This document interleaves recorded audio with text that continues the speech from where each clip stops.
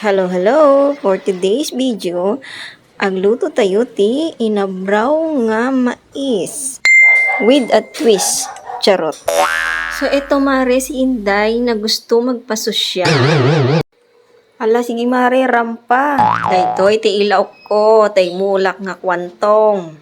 At dahil kunwari sosyal tayo, panindigan na natin to mga mare.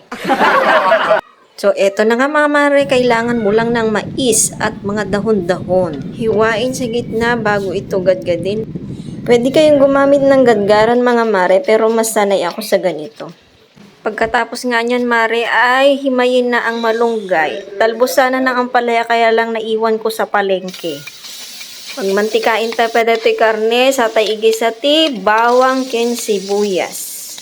Shout out nga po pala kay Mildred at kay Margie. Kailangan nyo ng mga legit na resbacker. Ayan mga yan, i-follow nyo po sila. And thank you also sa mga followers. Pagkatapos nga mare ay ilagay na ang ginadgad na mais. At lagyan ng pampalasa para magkalasa na ang ating mais.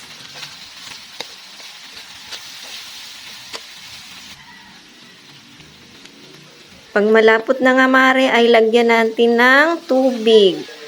Pagkatapos ay takpan at ating palambutin ang mais. Maaari mo palang gamiting sabaw ang pinagugasan mare. Katulad nga yan, kasi dagdag lasa din. Ayan mare, kailangan constant ang paghalo kasi dumidikit sa palayok.